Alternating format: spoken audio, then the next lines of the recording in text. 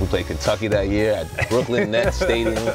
No. Brooklyn Nets Stadium, man. Wow. First NBA stadium I ever played against. Thank you. They had Cat.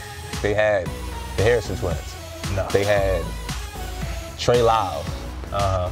And they had Devin Booker coming off the bench. What's the secret to a great crossover? Ooh.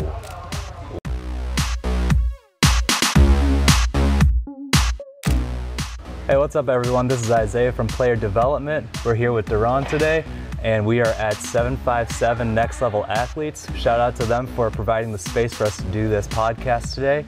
And Deron was a teammate with me on the Triangle Shooters. He played at Hampton U, he played at Hofstra, he's played a ton of high-level basketball, and we're super excited to have him here today. Thanks for joining me. I'm excited to be here, man. Yeah, appreciate it. It's been a minute since I last, practiced since we had. Yeah, so I mean, it's good to see you today. Tell me a little bit about your basketball history and your career.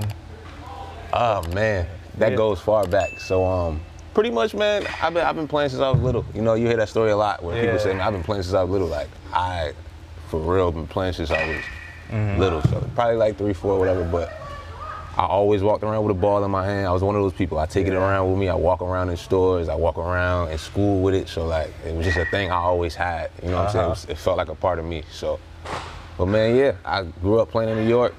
I got a New York background, so that's kind of where the real grit comes from my game. It comes from New York. People don't know that sometimes, but it comes from that. But then flip it, I also got a big family in Newport News, right? Newport News, Virginia. So shout out to VA 757. But that's where I got my, I'd say my organizational part of basketball at. Like where I learned the actual art of the game. Gotcha. Is in Virginia. But yeah, man, I went on to play high school at WCA. I think you know that. Yeah, WCA. Yeah. Went off after high school. I went to Hampton. Played there for about 3 years, and I ended up transferring to Hofstra, which was a big move for me, honestly, because I had been in Hampton for so long, and I felt like I had built a rapport with them. I built a family with them. So then when I had to end up leaving, it was kind of like, it was heartfelt, but I think it was a thing to where I wanted to improve my level at that point. Okay. You know what I'm saying? Just from a mental standpoint. Yeah. So it was a good move for you, but it was tough. Right. Okay. It was one of those things, but to this day, I'm gonna be honest with you, man, to this day, I don't know if they still like, every time I walk on that campus, I'm like, they're gonna be like, but yeah, it's all good. It's all good. I mean, I've met Buck and stuff, so since then, and we cool, so. Yeah. But yeah, after that, man, I went on to Hofstra, and Hofstra was a crazy turn, right? Because as I just explained, the whole New York background. Yeah. So now I'm going from Virginia back to my roots of New York. Yeah. Which was kind of dope. It was dope to do that. I miss BK, Brooklyn. I miss that. But so when I got there, I ended up meeting some just crazy people. Speedy Claxton was my. Oh yeah. Speedy Claxton ended up being my assistant coach. We ended up having a crazy practice facility. I'm talking about, bro. We had to get in with our fingerprint, like. Oh man, that's we had serious. To fingerprint ourselves in. I'm like, what? Stop playing. So, man, it was just so many incredible. It was just like you could tell the level of difference. Yeah. Right. Yeah. So that's exactly what I wanted. And Coach Mahalik, great coaches, great coaching staff. But yeah, man, it was just a great experience there. It was new, it was in top level, and I feel like my game excelled when I got to that level. We played Kentucky that year at Brooklyn Nets Stadium. No. Brooklyn Nets Stadium, man. Wow. First NBA stadium I ever played against. Thank you for that. That's legit. That was big. Yeah, man, that was, and the other funny part is, right, I'm not even gonna lie. A lot of people, my friends and stuff, say that they try to give me the props. My first game against Kentucky was trash. I'm gonna be honest, it was trash. It was trash. I think I had real talk right here. It was trash. This is real talk. This is from me, the person who played in the game. It was trash. My game was trash. All right. I think I had one play on Tyler Ulis. I'll still use that though. Don't get me wrong. I'll put that on my ball's life any day. It's a move where I hit him with the step. I was driving hard baseline. I hit him with a step back. I had him going.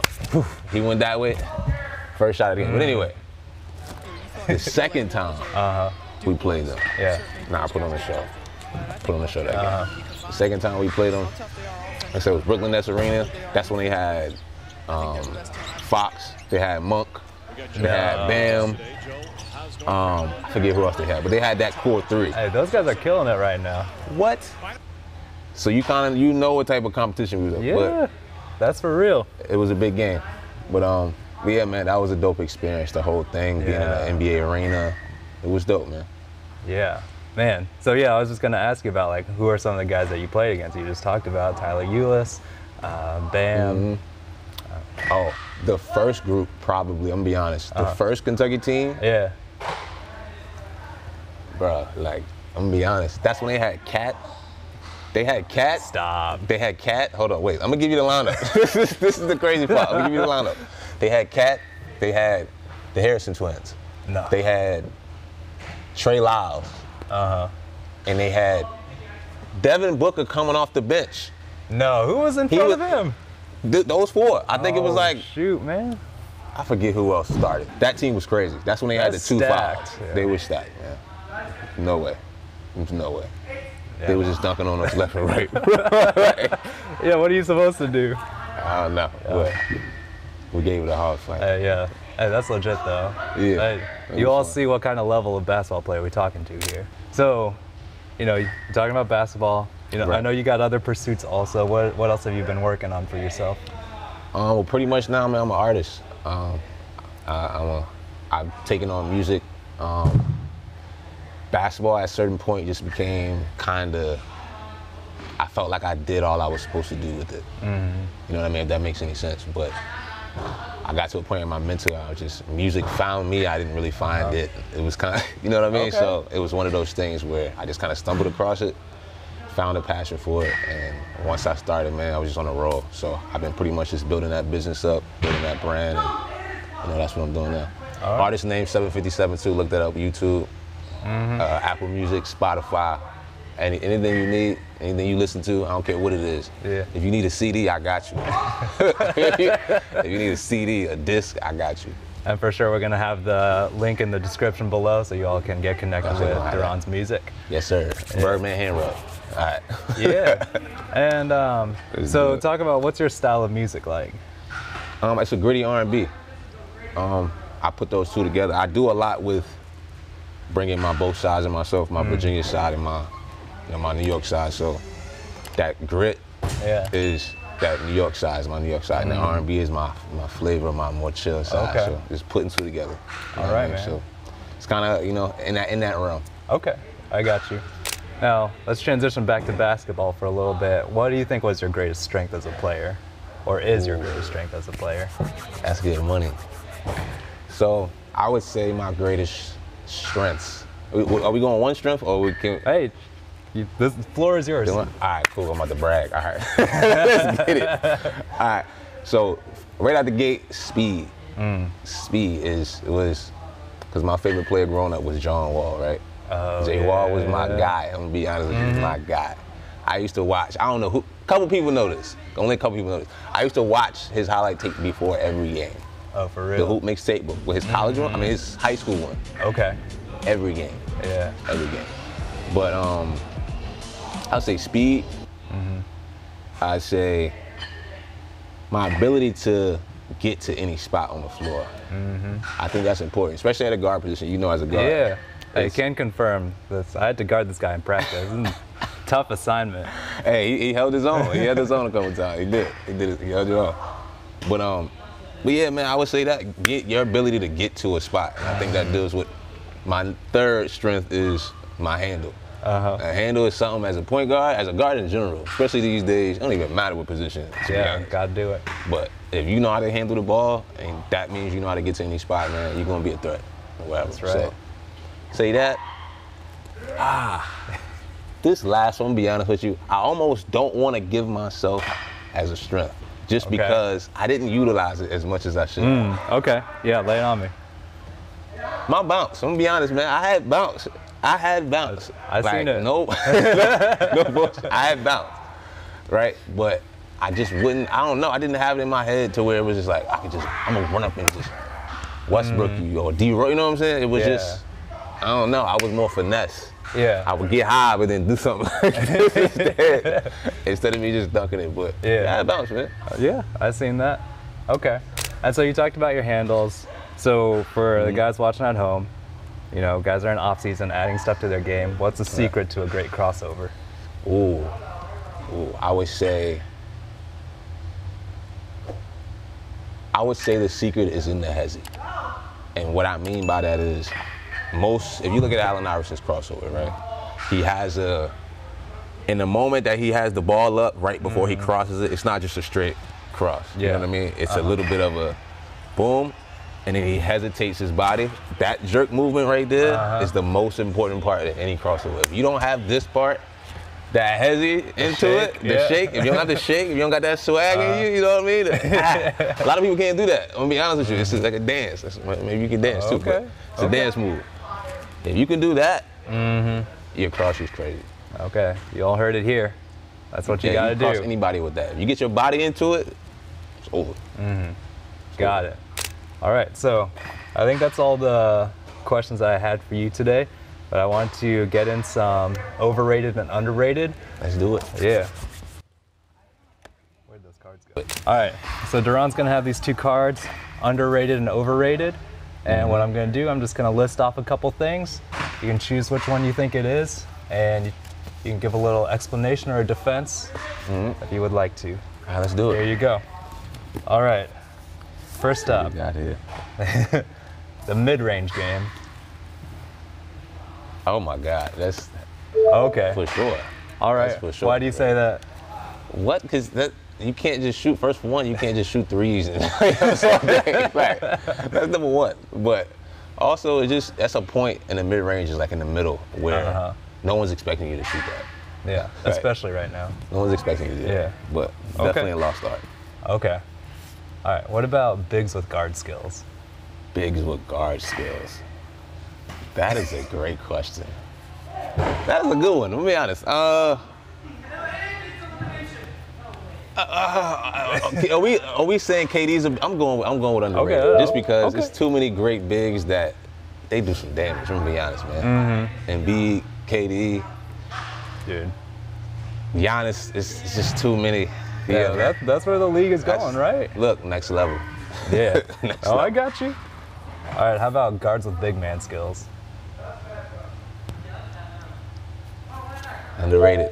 Okay. To be honest, I think it adds to your game. If you're a guard, I've seen guards now in the league really take their guard in the post, and I'm like, and they have moves. Yeah. And they can utilize it. So if it's a tool, utilize it.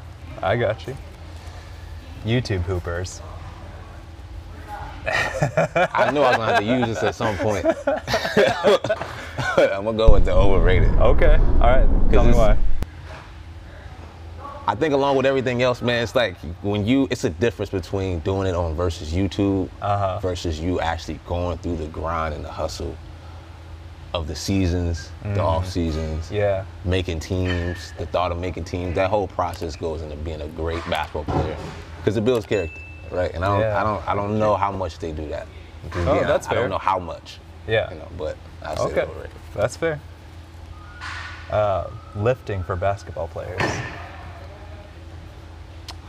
I think it's underrated. I'm gonna be honest with you. I think it's underrated. As a player who played damn near 40 minutes a game, right? It's a toll on your body. So you do need a good muscle system. You need a good trainer. You need your muscles to be ready for war, essentially. So you're gonna need that. All right. To be honest. You're gonna need that. Yeah. So for all you in the off season right now, you gotta take note right here. Hey, you've been through it. Stretch. Yes. Stretch. If you don't stretch, man, I know young people still be aching. I'm like, because you don't stretch. That's true. Stop hopping on the court and just hooping. Right? Yeah. But yeah, that's it. Okay. All right. So you've been an NCAA player, but now when you were playing, you couldn't make money. Right. What do you think about the name, image, and likeness now that college players can like advertise and can make money off of themselves? Oh man, you know what? Me being honest, I think I'm happy for him. Okay. I think it's dope. I think it's something that they should have been doing. I wish they were doing it. I mean, yeah, right. But I think it's dope for these kids, you know what I mean? Because we bring a lot of money to these schools. I believe, yeah. And you talk about the fingerprint security, someone had to pay for that. Right, exactly. And I'm pretty sure a lot of the players before me and all that pay for this. So, but they don't actually get any of the actual tangible benefits that they can actually do whatever with. So, okay. I think that was dope, man, that we had All right, that. gotcha. Good move, NCAA finals. Yeah. Even though you trash for not doing that when I was in school. It's all good, though. And my fault. You good. Man, yo, they stopped the college basketball the year I got to college. I'm like, bro, I can't catch a break. But anyway. That's right. Go ahead, man. All right, last one here for overrated and underrated. Let's do it. Kids trying to shoot like Steph Curry. I don't even need that no more. Let me just... Okay. Hey, you kids, listen up here. Again, if you did not put in the number of shots you put in, you don't need to be shooting that. All right? Kids these days have too much freedom. I wish I had this freedom when I was playing, man. I don't care if it was a good shot. If it didn't go in, you was on the bench. He was on the bench. You was on the bench. But yeah, bro, if you are not Steph Curry, don't try to be Steph Curry. I don't know what to say. End of story. That's it. Don't do that. It looks bad. All right, man. Hey, well, thank you so much for joining me today. Appreciate your time. Appreciate you for having me, man. Yeah, man. You have it.